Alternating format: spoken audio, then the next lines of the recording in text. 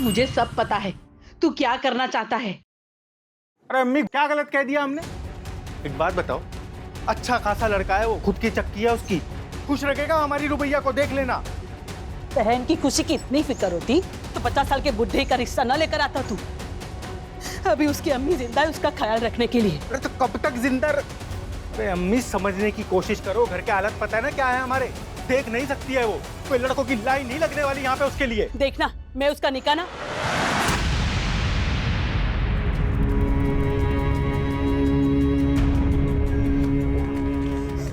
भाईजान, आप बिल्कुल चिंता ना करें।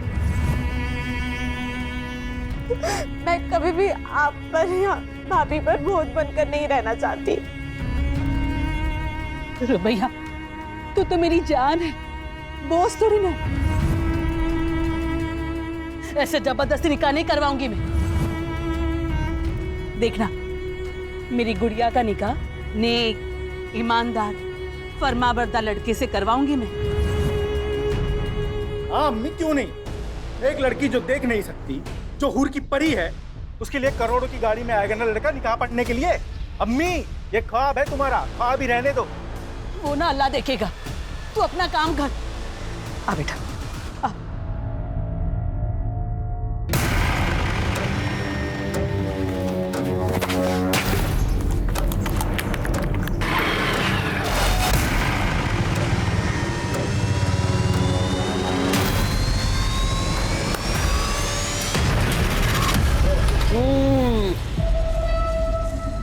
अरे होने वाले साले साहब, मसला कहां तक पहुंचा?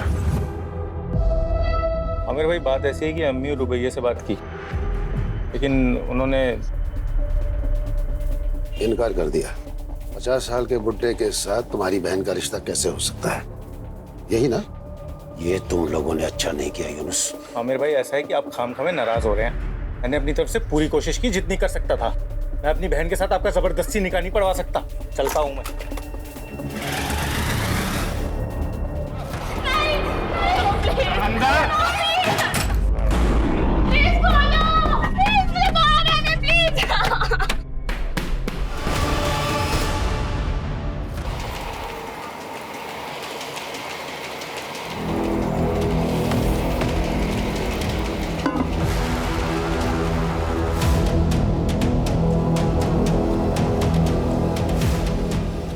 अरे हमसे क्या शर्माना,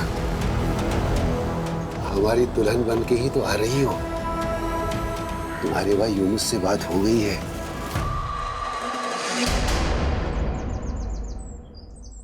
गुलरेज, कितना सुनना पड़ा हमको तुम्हारी वजह से, पता है? तो ऐसा काम करता ही क्यों है कि सुनना पड़े। गुलरेज, आ गई बुढ़िया। ए गुलरेज। अरे खानम, आओ आओ। सलाम अलैकुम। वालेकुम अस्सलाम, आओ बैठो।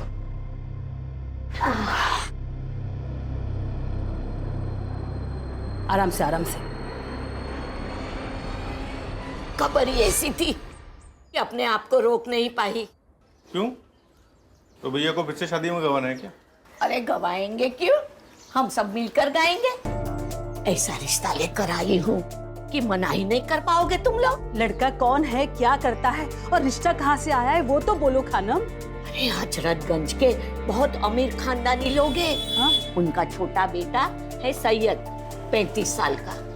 पिछले साल उसकी बीवी का इंतकाल हो गया किसी बीमारी की वजह से। खैर बड़ी मुश्किल से वो फिर से शादी के लिए माना है। और मैंने अपनी रुबैया के बारे में सब बता दिया है कि बचपन में एक हादसे में उसकी आंखें चली गई है। उन्हें कोई एतराज तो नहीं है ना कि रुबैया देख नहीं सकती? ना ना मेरी जान, उन लोगों को कोई इतराज नहीं है। रुबैया बेटा, अल्लाह ने मेरी सुन ली।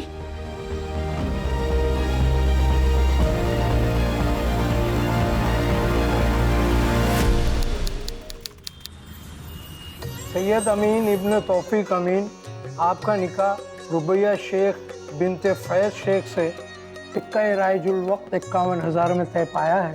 क्या आपको कबूल है? जी कबूल है। भाई कबूल है, मुबारक हो। मुबारक हो, मुबारक हो बेटा, मुबारक हो। रुबैया शेख बिनते फैज, आपका निकाह सैयद अमीन इब्ने तौफीक अमीन से सिक्का राइजुल वक्त 51,000 में तय पाया है। क्या आपको कबूल है? जी कबूल। भाई कबूल है। मुबारक हो, मुबारक हो, मुबारक हो।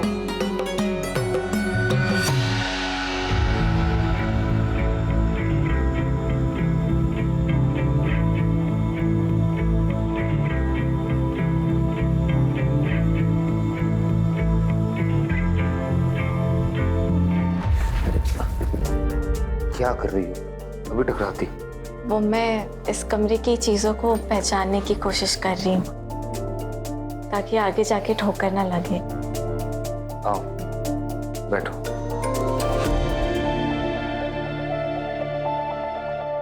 फंक्शन वगैरह से ना बहुत थक गए हो, नींद भी बहुत आ रही है। तुम्हें अगर फ्रेशन अप होना है तो तुम हो जाओ। हाँ?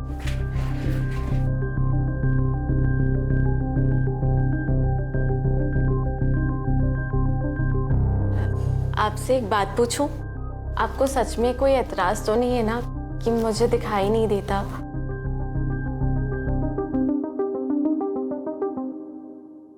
बिल्कुल सपनों की जैसी शादी थी हमारी। यकीन ही नहीं होता था कि ख्वाब है या हकीकत। बस सब कुछ हकीकत ही था। रुबैया, तुम शादी में बहुत खूबसूरत लग रही थी। हमीदा अम्मी हमें बहुत प्यार करती हैं। उन्होंने कभी इस बात का एहसास ही नहीं होने दिया कि हम देख नहीं सकते कि हम लाचार हैं। शाजिया भाभी जो दुलार हमें देती थी, वैसा तो कभी हमें अपनी सगी भाभी से भी नहीं मिला। अब्बू और जमील भाईजान वैसे तो हमसे ज्यादा बात नहीं करते, पर खाने की टेबल पर चुटकुले सुनाकर हमेशा हमें हंसाने की कोशिश करते हैं। लेकिन इन सब में सबसे ज्यादा प्यार और दुलार हमें अब्दुल मामू से मिलता है। जब भी आते हैं मेरे लिए गुड़ की बर्फी जरूर लाते हैं। हमारे शौहर सैयद एक नेकदिल इंसान है, कम बोलते हैं, पर मेरे लिए उनकी मोहब्बत हमें महसूस होती है। कुछ दिनों से शायद परेशान जान पड़ते हैं। उनकी अपने बिजनेस पार्टनर से कुछ कहा सुनी हुई है। अल्लाह से बस यही दुआ है कि सब ठीक हो जाए। सैयद, सैयद कहाँ छिप कर बैठा भाला? अरे क्या हुआ? हाँ? ये क्या तरीका है? तू मुझे मेरा तरीका मत समझा सक। एक मिनट केतन, केतन बेटा तुम घर में हो, इतना क्यों गुस्सा हो रहे हो? क्या बात? ये सब आप अपने बेटे से पूछिए। इसने मुझसे बिना पूछे कंपनी के अकाउंट से 5 करोड़ रुपए निकाले। वो पैसे मेरे। वो पैसे मेरे हैं, मैंने निकाल लिए। क्या करेगा अभी तू? चल निकाल। चल चल चल। पैसे अपनी अखबार मत करा। जमीन मुझे मेरे पैसे चाहिए वरना क्या? वरना तुम्हारा और तुम्हारी बीबी का राज सबको बता देंगे।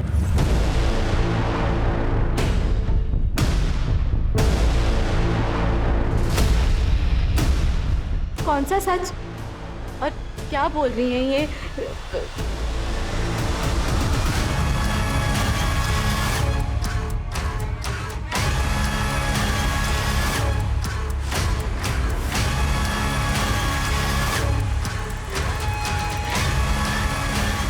अम्मी, ये केतन कौन सी राज के बारे में बात कर रहे थे?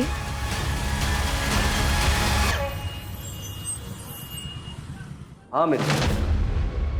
अच्छा वहां भी नहीं है। अच्छा एक काम करना अमित, अगर सैयद तुम्हारे यहाँ आता है या तुम्हारी बात होती है उससे तो तुम फौरन हमें बताना। हाँ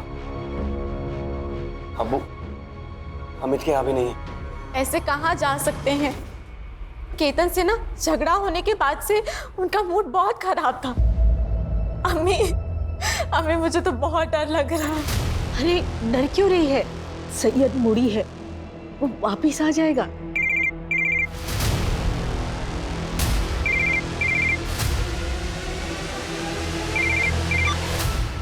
हेलो साहब, मैं दामोदर साहब, फैक्ट्री का वॉचमैन।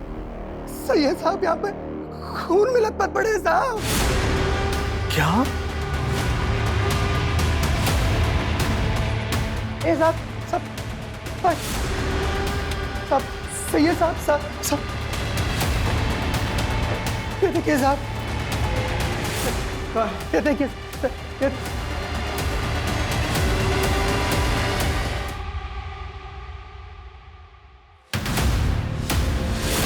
सैयद, सैयद मेरे बेटे। अब संभालिए। हथियार दिल के आर पार, एक ही झटके में ढेर कर दिया। ये केतन और दीना नहीं मेरे बेटे को मारा है साहब, उन दोनों ने ही मारा है।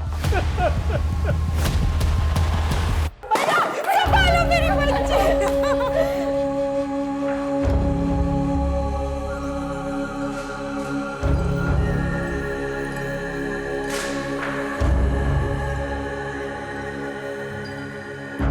कुछ रोज पहले केतन आया था दीना के साथ मेरे घर पर। उसने सैयद को धमकी दी थी कि अगर सैयद ने उसके पैसे वापस नहीं किए तो पता नहीं सैयद का कौन सा राज खोल देगा वो। मुझे मेरे पैसे चाहिए वरना क्या? वरना तुम्हारा और तुम्हारी बीबी का राज सबको बता देंगे। किस राज की बात कर रहा था, हमें कुछ समझ ही नहीं आया।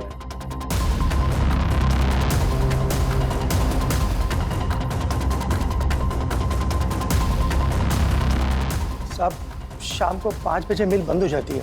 मिल का ज्यादातर काम केतन साहब ही संभालते हैं। सैयद साहब तो कभी कभी आते हैं। सर सब कुछ छान मारा लेकिन कहीं भी कोई ऐसा निशान नहीं जिससे लगे कि यहाँ झगड़ा हुआ है।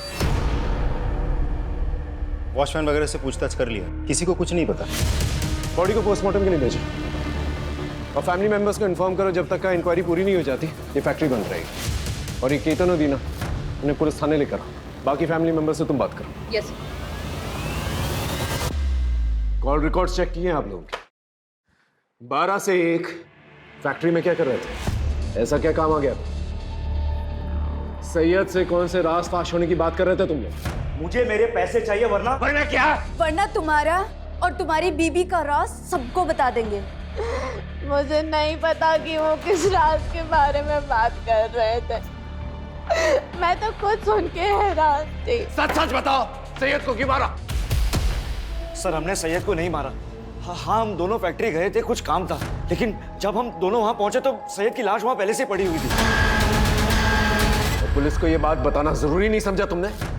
सर हम डर गए थे क्योंकि सैयद के साथ सुबह ही हमारा झगड़ा हुआ था, तो लोगों को यही लगता कि हम दोनों ने ही कुछ किया है, इसके लिए हमने किसी को कुछ भी नहीं बताया। राज की बात? सर कोई राज नहीं, वो तो ऐसे ही हमने उसे डराने के लिए कहा था, पर मैंने उसे किसी से बात करते हुए सुना था कि ये बात मेरे परिवार वालों को नहीं पता चलनी चाहिए। देखो, ये बात मैं अपने घर वालों को नहीं बता सकता। आप मैं समझ रहा हूँ, लेकिन तुम मेरी बात तो समझो ना। पर वो बात क्या है वो हमें नहीं पता।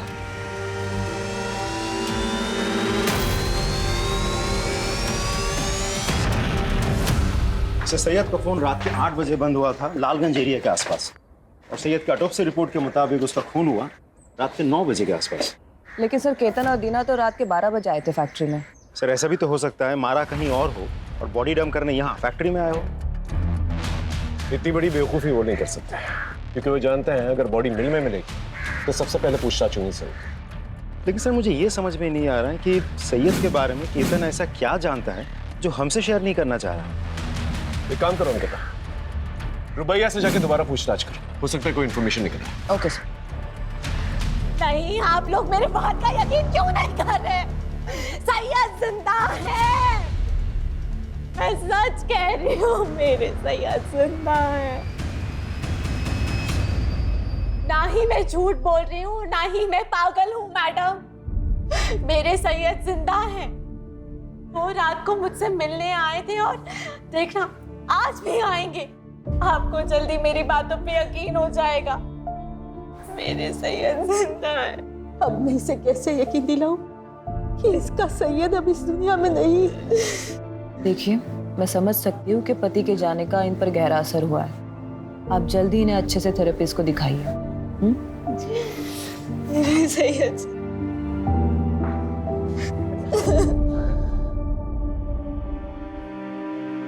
क्यों कोई मेरा यकीन नहीं कर रहा है कि अब जिंदा है सैयद?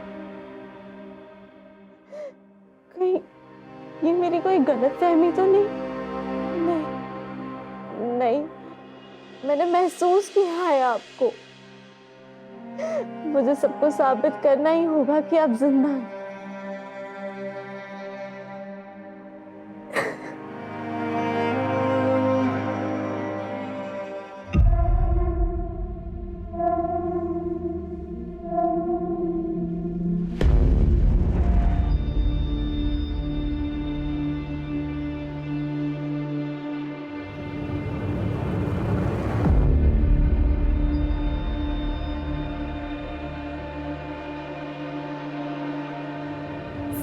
सैयद,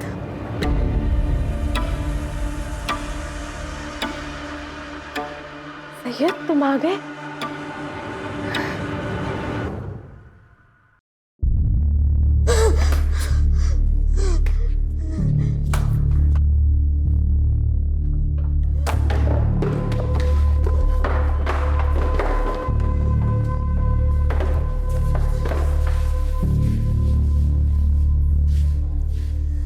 अम्मी समझा करो, हमको घर बेचना ही पड़ेगा। नहीं बेचेंगे ना तो खाने के भी लाले पड़ जाएंगे। दुकान बंद हो गई है तो दूसरा काम कब मिलेगा उसका कुछ पता नहीं है। रुबैया का फोन है। हाँ रुबैया, बोल मेरी बच्ची, तू ठीक है ना? अम्मी, मैं आप लोगों के यहाँ पे थोड़े दिन हरदोई रहना आना चाहती हूँ। यूनुस भाई को कहिए ना कि मुझे लेने आएंगे। हम नहीं जाएंगे, लखनऊ से वापस आने में पूरा दिन चला जाता है हमारा। कोई बात नहीं, मैं खुद ही आ जाऊंगी। आप बस यूनुस भाई को कहिए ना कि मुझे बस स्टॉप पे लेने आ जाए। मैं 10 बजे की बस पे बैठ के ना 12:30 बजे तक पहुंच जाऊंगी।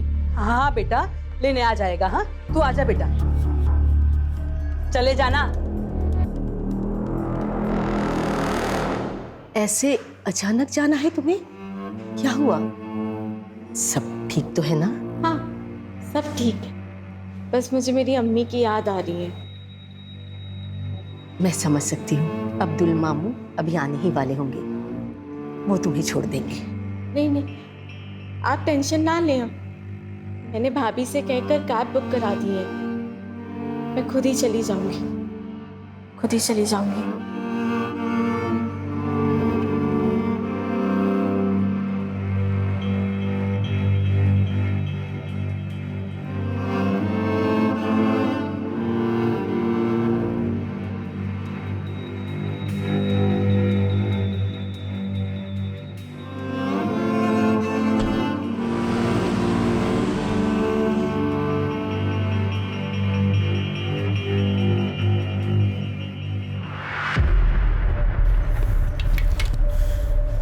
जरूरत थी क्या ऐसे यहाँ पे आने की?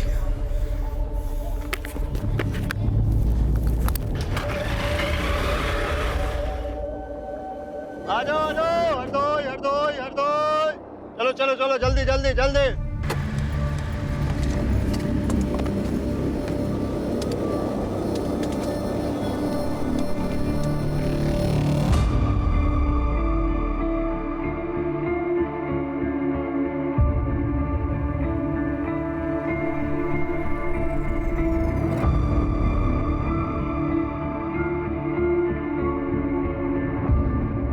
हरदोई हरदोई हरदोई हरदोई हरदोई हरदोई हरदोई हरदोई।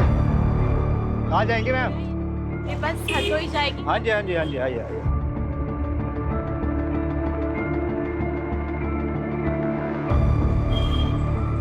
चलिए आराम से आराम से आराम से आराम से, चलिए चलिए चलिए चलिए चलिए, आराम से आराम से। एक सेकंड, आगे आगे आगे आगे आइए, यहाँ बैठिए। हाँ चलिए चलिए चलिए अंदर की तरफ। हाँ बैठ जाइए, मैं आपका सामान यहीं रख देता हूँ, ठीक है? चलो भाई बैठ गए सब लोग, अपना अपना सामान रख लो ठीक से, ठीक?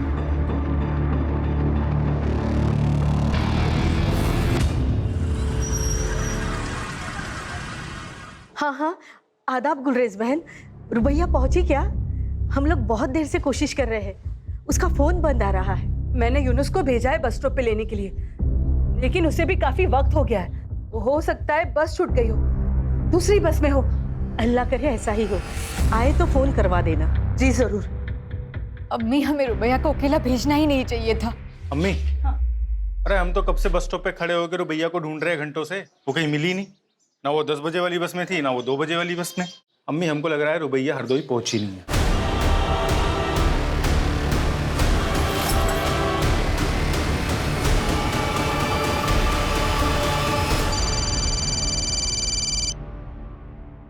हाँ बोलो।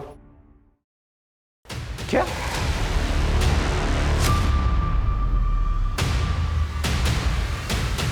रुबैया मिसिंग? कहाँ चली गई मेरी बच्ची? पता नहीं क्यों उसे यकीन था कि सैयद जिंदा है और वो उसे रात में मिलने आता है। मुझे लगता है कि शायद इसीलिए मेरे पास आना चाहती थी, ताकि उसके ससुराल वाले को ये ना लगे कि उसकी दिमागी हालत ठीक नहीं है। कभी उसे ये सब नहीं कहा। अच्छा एक बात बताइए, सैयद और रुबैया के आपसी रिश्ते कैसे थे? मेरा मतलब है उन दोनों में सब कुछ ठीक ठाक चल रहा था? सर, दोनों के बीच के रिश्ते बड़े अजीब थे। सैयद रुबैया से हमेशा एक दूरी बनाए रखता था, कभी बात भी नहीं करता था उससे। पर रुबैया हमेशा कहती थी कि कमरे में वो बड़े प्यार से रहता है। सर, मुझे ये बात बड़ी अजीब लगती थी।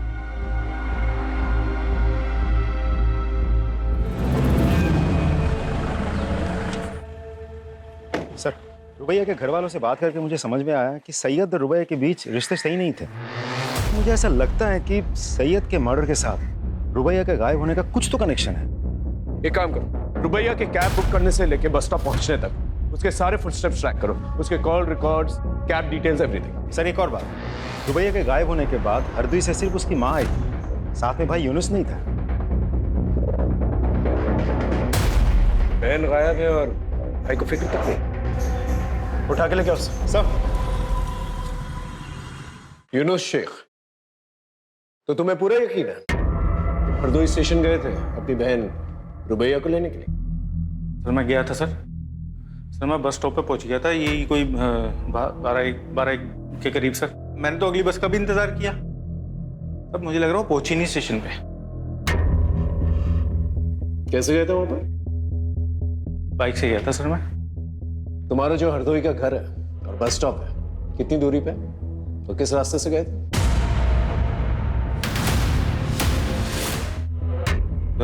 दूरी तो सर यही कोई 5-10 किलोमीटर की दूरी पे है सर।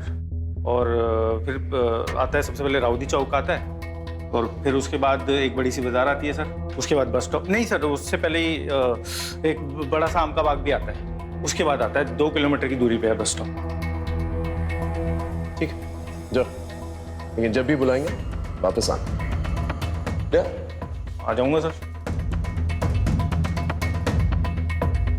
अंकिता, रुबैया के घर से लेके बस स्टॉप तक जितने भी होटल्स, मोटल्स, ढाबे हैं वहां पर जाकर पता करो, और रुबैया के सारे डिटेल्स जो हैं आसपास के पुलिस स्टेशन भिजवाओ।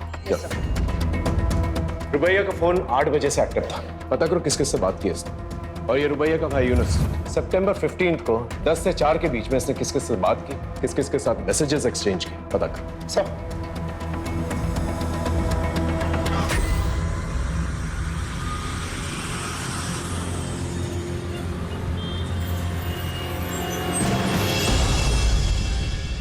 रुबैया को छोड़ने के 3 दिन के बाद तू काम पर लौटा है। आता 3 दिन तक तो रुबैया कहां पर है? बोल। कौन रुबैया? ये गांव गया था, बाप बीमार है, आप फोन करके पता कर लो। और रही इस लड़की की बात, मैंने उसको बस में छोड़ा, वो बस में बैठी और मैं वहां से चला गया। तूने उसे बस में बैठते हुए देखा था? साहब, मैडम को दिखाई नहीं देता था, इसलिए वहां पे तब तक मैं रुका रहा जब तक वो बस में बैठ नहीं गई। वो खिड़की की तरफ बैठी थी। लेकिन साहब, आप लोग मुझसे क्यों पूछ रहे हैं ये सब? मैंने कुछ नहीं किया। हो सकता है तू कुछ नहीं जानता, लेकिन रुबैया तब से गायब हुई है जब से तेरी गाड़ी में बैठी है। सर, इसके बाद भी मेरी बुकिंग थी, आप चेक कर लीजिए। जब तक का ये केस सॉल्व नहीं हो जाता ना, तेरी ये गाड़ी जो है ना हमारी कस्टडी में रहेगी। जा, और शहर छोड़कर जाने की कोशिश मत करना, गाड़ी कस्टडी में। सर,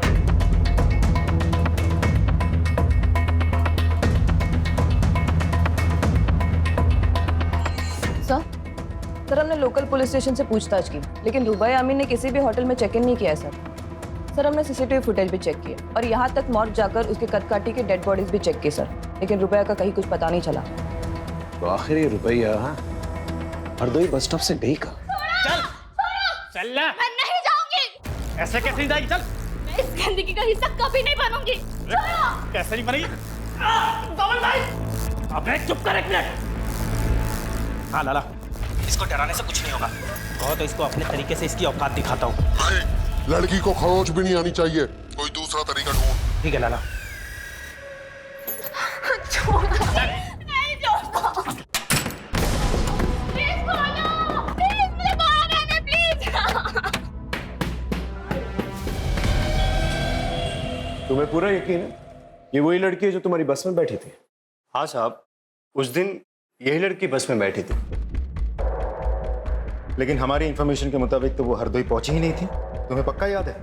हाँ साहब, मुझे पूरा याद है साहब। वैसे आम पैसेंजरों का तो ध्यान नहीं रहता, लेकिन ये कुछ देख नहीं पाती थी।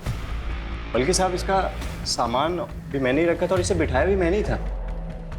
अच्छा, तो तुम्हारी बस हरदोई पहुंची तो इस लड़की को उतरते हुए देखा था?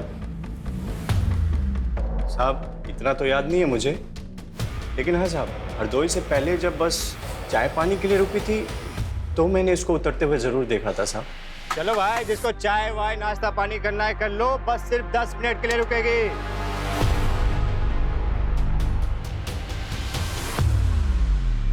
अच्छा, इस लड़की को दोबारा बस पे चढ़ते हुए देखा था आपने? हाँ सर, हमने देखा था।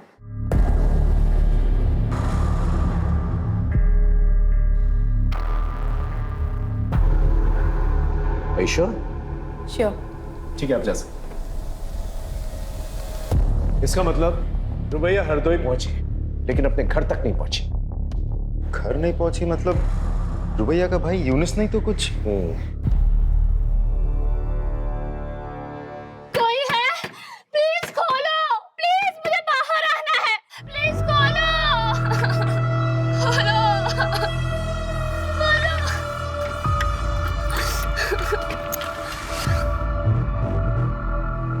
आज कस्टमर लेकर आ रहा हूँ, जरा से भी चालाकी करने की कोशिश की ना, तुम लोग जो बोलोगे वो मैं करूंगी। मेरी हालत की तरह मत करना प्लीज। तैयार करके लेके आ। झूठ बोलता है? हाँ, तेरे कॉल रिकॉर्ड चेक किया हमने। तू हरदोई बस स्टॉप गया ही नहीं था। क्यों नहीं गया था? रुबैया को घर लाने क्यों नहीं गया था? कर गया था सर मैं। तो मेरी बीवी है ना बानो, तो रोज लड़की थी रुबैया की वजह से, और इस बार उसने मुझे धमकी दी थी, बोला था कि अगर रुबैया घर में आई ना तो घर छोड़ के चली जाएगी। क्या करता सर, मैं नहीं गया।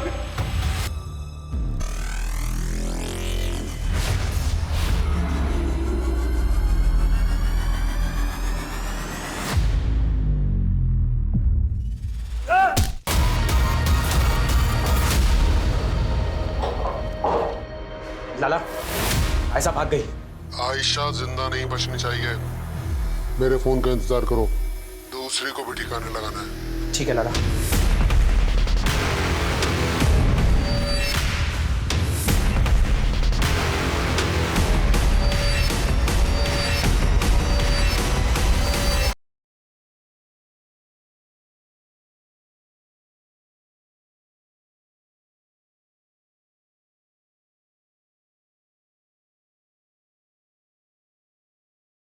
सीडीआर चेक की सर, उनमें से 15 सितंबर को सैयद का भाई जमील, उसकी लोकेशन रुबैया के लोकेशन से मैच हो रही है। राजीव, उस जमील को उठा के लेके आओ।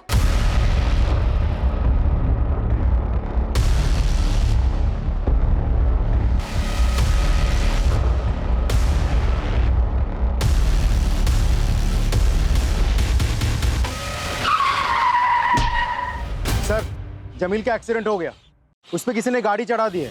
क्या? जमील हम?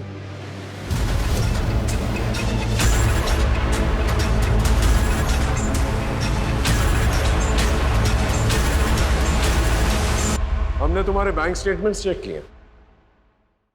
तुमने बहुत सारे ट्रांजैक्शंस जो हैं बबल क्लब्स में किए। पहले हमें यह लगा कि शायद तुम हॉलिडे मनाने के लिए अपनी बीवी के साथ इस क्लब में जाते हैं, लेकिन जब हमने क्लब में फोन किया तो पता चला तुम वहां अपनी बीवी के साथ नहीं बल्कि सैयद के साथ वहां जाते थे। तो चल क्या रहा था तुम्हारा और सैयद? हाँ, देख सच बता दे। एक ही फैमिली के 3 मेंबर्स के साथ हादसा हुआ है, कोई भी झूठ बहुत भारी पड़ेगा तुझे। सर, मैं बाइसेक्सुअल और सैयद गे था। हम दोनों एक दूसरे को डेट कर रहे थे और वो मुझे पैसे भी देता था। हम दोनों एक दूसरे के साथ बहुत खुश थे, लेकिन फिर पता नहीं एक दिन सैयद ने अचानक से आकर कहा कि वो दूसरी शादी कर रहा है और वो ये रिलेशनशिप को कंटिन्यू नहीं कर सकता। सर, वो क्लब में अकेले जाने लगा, लोगों से मिलने लगा, उन्हें डेट करने लगा। सर, उसने मुझे पैसे भी देना बंद कर दिया। रोज ऑफिस में हमारे झगड़े होने लगे और हमारे डिफरेंसेस लोगों के सामने आने लगे, और ये सब देखकर मेरी पत्नी दीना वो मुझसे सवाल करने लगी थी। इसीलिए उसके लिए मैंने जानबूझकर सैयद को धमकाया। लेकिन एक बात समझ में नहीं आई, सैयद की बीवी रुबैया वो उसके साथ 1 साल तक खुश कैसे थी, और 1 साल तक सैयद का सच उसे कैसे नहीं पता चला? सर मुझे कुछ नहीं पता, लेकिन हाँ बुशरा सर, बुशरा सैयद की पहली पत्नी थी और वो उससे बिल्कुल भी खुश नहीं थी। वो उसे डिवोर्स देना चाहती थी, लेकिन वो बोटिंग एक्सीडेंट में मारी गई। राजीव, इस बुशरा के बारे में पता कर, और बुशरा बोटिंग एक्सीडेंट के बारे में पता कर। जी सर। सर शिल्पा खत्री नाम की औरत आपसे मिलने आएगी। शिल्पा खत्री दोबारा क्यों मिलेगी? यस मिस खत्री, बोलिए। सर वो शायद रुबैया दोबारा बस में चढ़ी ही नहीं थी। क्या? लेकिन पहले तो आपने कहा था आपने उसे बस पे चढ़ते हुए देखा था। सर जब हमने उसे देखा था ना, तब हम थोड़ा नींद में थे, लेकिन कल हमें याद आया कि जो लड़की बस में चढ़ी थी उसके हाथ में वो छड़ी क्या बोलते हैं उसे? Blind walking stick. हाँ, वो नहीं थी। मिसेस खत्री, वो चाय की दुकान याद है जहां पर बस रुकी थी? हाँ सर, देखा था इस लड़की को यहाँ, उधर बैठी थी सर। हाँ मैडम, क्या लेंगी, चाय या ठंडा? भैया 1 कप चाय दे दीजिए। ठीक।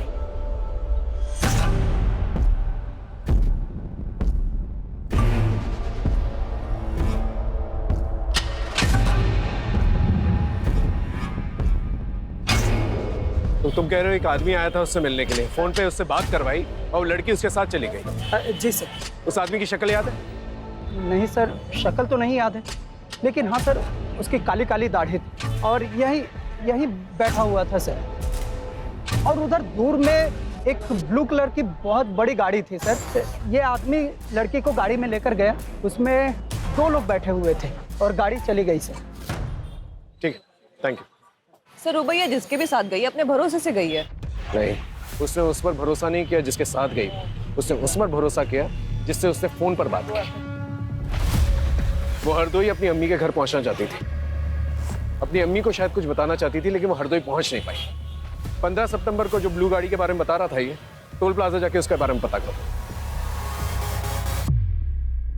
ये सच है अंकल, सैयद को लड़कियों में कोई दिलचस्पी नहीं थी, और ये बात सैयद की पहली पत्नी बुशरा को भी पता था। झूठ है ये सब। बुशरा सैयद के बच्चे की मां बनने वाली थी। रुबैया और सैयद दोनों बहुत खुश थे, और आप कह रहे हैं कि उसे औरतों में कोई कुछ भी कहेगा आप उसका विश्वास कर लेंगे? अरे वो हमारे घर का बच्चा था। इस बूढ़े ने 2 जवान बेटे खोए हैं साहब। ऐसे वक्त में तो इस घर में इस तरह की बेहुदा बातें मत कीजिए आप। और कोई है जो हम सबको एक एक करके मारना चाहता है, उसे जाकर ढूंढिए आप। पता नहीं हमारी बच्ची रुबैया किस हाल में है, पता नहीं वो जिंदा है भी कि नहीं। सूरजपुर के टोल प्लाजा का सीसीटीवी फुटेज आ गया और फ्रंट सीट पर बैठे 2 आदमियों का चेहरा दिख रहा है। कौन है ये लोग? गगन और बबन सर। सर ये दोनों हिस्ट्री शीटर्स हैं और फिरोजपुर के ब्रोथल से भी इनका कनेक्शन है। उस गाड़ी के बारे में पता चला? किसके नाम पे रजिस्टर्ड है? जी sir, Jameel. Jameel Ameen? Yes sir. Sir वही रुबैया को लेकर गया था, और इसके पहले कि हम उससे कुछ पूछ पाते उसका मर्डर हो गया सर।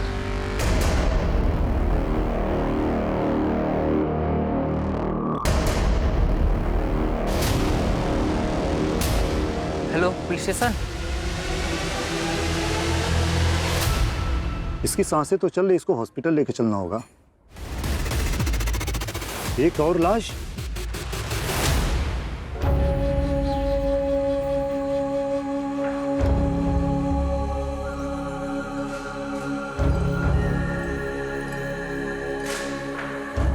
जी बोलिए।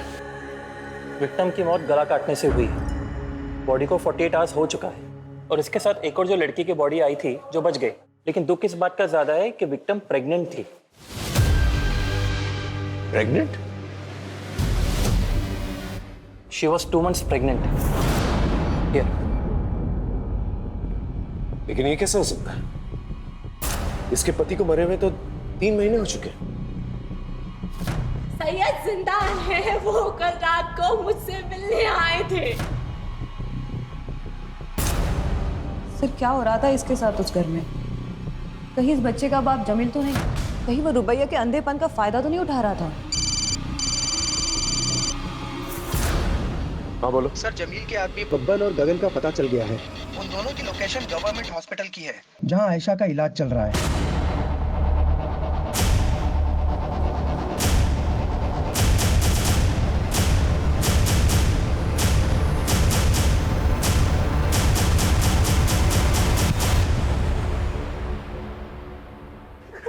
कहा था उसे मारने के लिए? किसके कहने पे मारा? बोल। सर हम तो दल्ले सर, कोटे पे लड़कियों का सौदा करते, ऐसा वहां से भाग गई थी, बहुत साड़ी बनती थी सर। बोल। रही बात रुबैया की, रुबैया को जमील भाई लेकर आए थे, उन्होंने उसको पकड़ा सर, उन्होंने मारा होगा, हमने कुछ नहीं किया, यकीन कीजिए। कोठे पे ले जाकर क्यों? कोटा किसका है? कोठा किसका है? बोल। कोटा जमील भाई और लाला का है। लाला कौन? कौन लाला? कौन लाला? बोल। लाला यानी अब्दुल मामू का।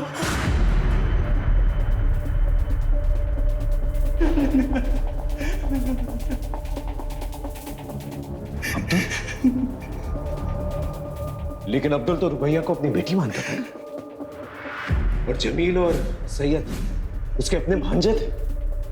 वो अपनी बहन के बच्चों के साथ ऐसा कैसे कर सकता है?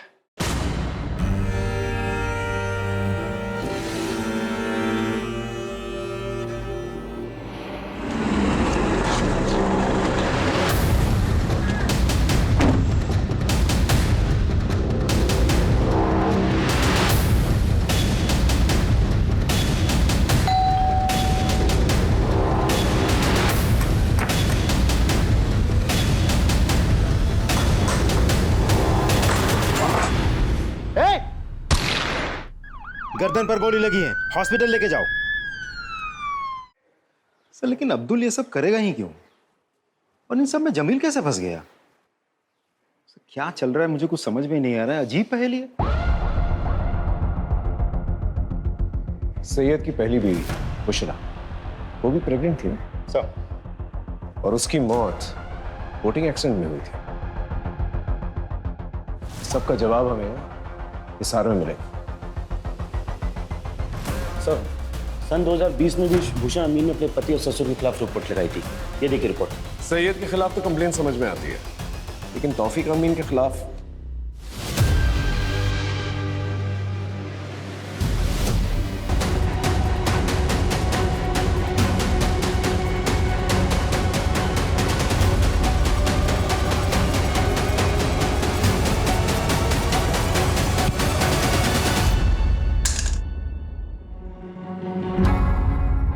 जमील, अब्दुल और हमीदा, तुम लोग तो सिर्फ प्यादे हो। असली वजीर तो आप। 2020 में सैयद की पहली बीवी बुशरा, वो उसे छोड़कर हरियाणा जा रही थी। वो प्रेग्नेंट थी। कैसे? मैं नहीं चाहता था कि हमारे परिवार की सच्चाई बाहर वालों को पता चले। हमारे अपने खून, हमारे अपने छोटे बेटे सैयद को लड़कियों में कोई दिलचस्पी नहीं है। मैं चाहता था कि वो एक अच्छी सी लड़की के साथ निकाह करके इज्जतदार जिंदगी बसर करे, इसलिए मैंने बुशरा के साथ उसका निकाह करवाया। लेकिन नहीं, सैयद का दिमाग नहीं बदला, और एक दिन जिस बात का डर था वही हुआ। बुशरा को सच्चाई पता चल गई। उसने ठान लिया कि दुनिया को वो सच्चाई बता देगी। मैं कैसे होने देता ये सब? अबू मुझे मेरे भाई से बात करनी है। मैं घर चली जाऊंगी। अबू खुदा के नाम मुझे यहाँ से जाने दीजिए, ताकि तू हमारे खानदान का नाम बदनाम कर सके। पर मैं तेरा वो हाल करूंगा कि तू यहाँ से जाने लायक नहीं रहेगी। चल चल चल चल। बुशरा चुपचाप सब कुछ सहती रही, लेकिन अचानक एक दिन वो भाग गई, और वहां जाकर उसने मेरे और सईद के खिलाफ पुलिस स्टेशन में रिपोर्ट लिखवा दी। इसलिए बुशरा को तो रास्ते से हटाना ही था। उसके बाद हम दोनों ने जैसे तैसे सैयद को दूसरे निकाह के लिए मनाया। रुबैया हमारे परिवार के लिए एकदम सही थी। वो देख नहीं सकती थी। सैयद रात को घर में होता नहीं था। हम सैयद का इत्र लगाकर रुबैया के कमरे में जाता था। रुबैया को कोई शक नहीं होता था। वो सिर्फ इतना पूछती थी, सैयद तुम आ गए? अपने परिवार को आगे बढ़ाने के लिए जो भी सही था वो मैंने किया। लेकिन अपने बेटे सैयद को क्यों मारा? एक दिन उसके दिमाग में भी फितूर चढ़ गया। आपको ये बात समझ में क्यों नहीं आती कि मुझे लड़कियां नहीं लड़के पसंद है, और इसमें कोई गलत बात नहीं है। देखो, आप उस लड़की के साथ जो करना चाहते हो आप करो, उससे निकाह करनी है, उसके साथ सोना है, उसके साथ घूमने फिरना जाना है, जो करना है करो, लेकिन मुझे अपनी सच्चाई के साथ जीना है और मैं अपनी सच्चाई सबको बता के रहूंगा। सिंपल है। और मैंने अब्दुल से सैयद को मरवा दिया और मैंने और जमील ने मिलकर सैयद की बॉडी को फैक्ट्री में रखवा दिया, जिससे सारा शक केतन पर जाए। लेकिन एक दिन रुबैया को भी मेरी सच्चाई का पता चल गया।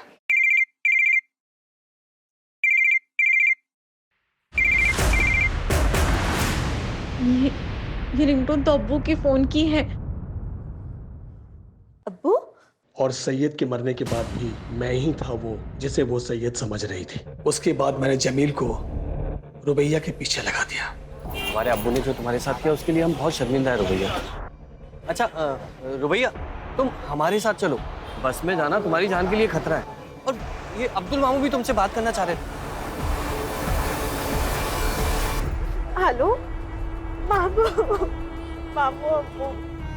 अब बेटा, तौफीक ने तुम्हारे साथ इतनी जलील हरकत की मुझे पता चल गया है। तुम एक काम करो, जमील के साथ यहाँ चली आओ। ठीक है। और अब्दुल से कहा कि रुबैया को भी मार दो। माफ कर देना मेरी बच्ची, अगर तौफीक का कर्जा मुझ पर नहीं होता तो मैं ये कभी नहीं करता। मैंने जो कुछ भी किया अपने खानदान की इज्जत बचाने के लिए किया। तुमने जो कुछ भी किया है ना, अपने खानदान की इज्जत बचाने के लिए नहीं किया, बल्कि इसलिए किया कि तुम बहुत ही घटिया इंसान है। अपने बेटे की दोनों बीवियों का रेप किया है और मर्डर किया तुमने। अब अपनी ये इज्जत लेकर सारी जिंदगी ना जेल में सड़ना।